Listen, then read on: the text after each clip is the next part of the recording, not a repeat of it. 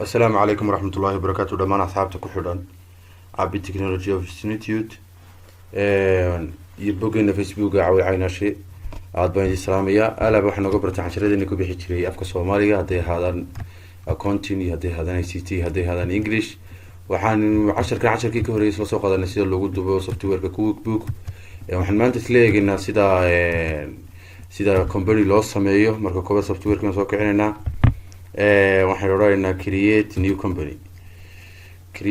company markaynu ano waynu sugaynaa halkaan markaynu marayno waxaan odhanaynaa creative halka dadka isku khaldaan badanka waa taa halkan detailed by start baynu odhanaynaa detailed start markan optionno badan baanu ku weydiin laakiin marka innaga manually u dooranayna optionadayna detailed baynu odhanaynaa halkaan waxaan u bixinaynaa companyga magaciisa qaalib company text ID malihin xaraynaa one ka dhig streetka cityga waxaad ka dhigtaa burco countryga waxaad u daysaa adreska way kii Soomaaliya kuma jirto ama Somaliland kuma jirto emailka waxaad gelinaysaa emailkaaga xawal caabi 222 @gmail.com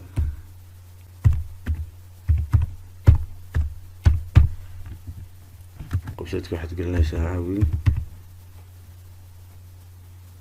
عاوي عابي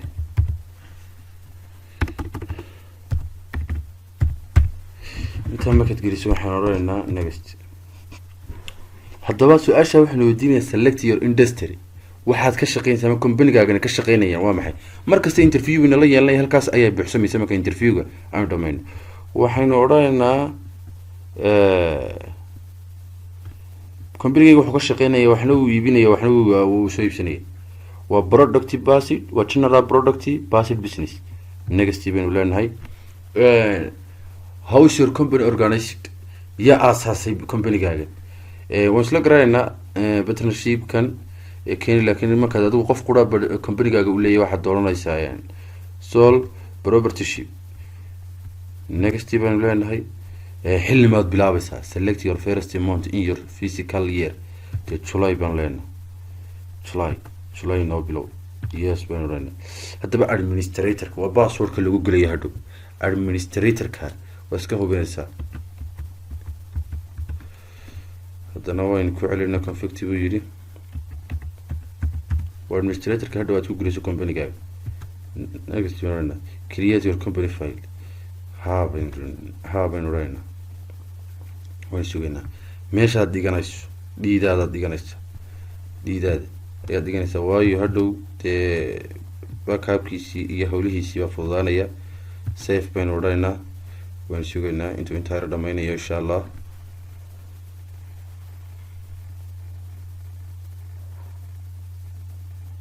marba interview-gu la yeelanaya interview progress way kordhaysaa marba su-aashaynu ka jawaabnay ama page-kaynu kasoo gudubno way kordhaysaa ilaa halkaasi buuxsanto inama sameynayo company markaa jirto eeg halkan haddaynu soo dhaweyno markiiba wuu inoo sameeyey company-ga magaciisa qaalib company wuu inoo sameeyey waynu sugaynaa intuu intaa inoo dhameynayo insha allah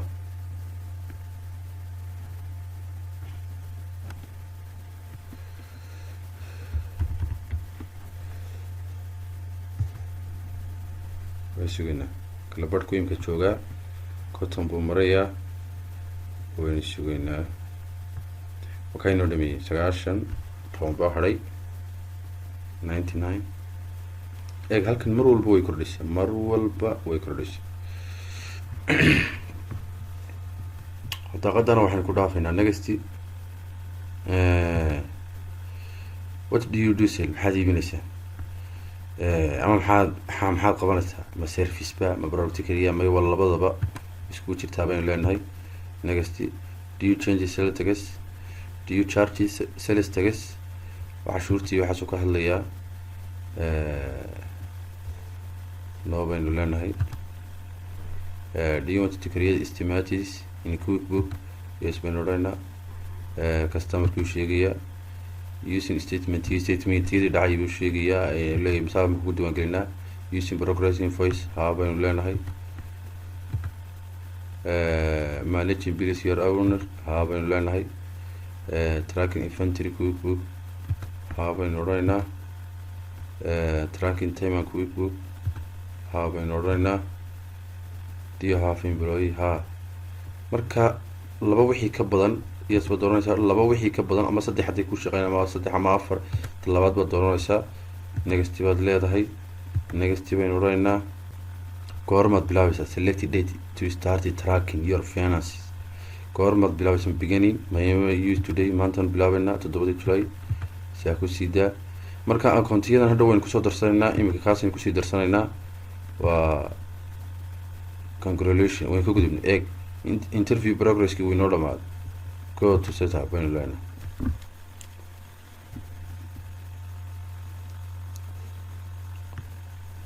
kan inoo soo saaraya companygeennii aynu samaynay. marka cashirka xigana waynu sii wadana insha allah haddii ilaahay ka dhigo. stepskaasad maraysaa marka company la abuurayo. waynu sugaynaa, weli inooma soo wada saarin. start waa kan shaqada imika bilow. marka founderskii daaqadan iska soo xig. marka founderskii customerskii employee marka companygeena magaciisii. cashirkan asxaabta intaas nagu ekaanaya insha allah si company loo sameeyo. assalaamu calaykum.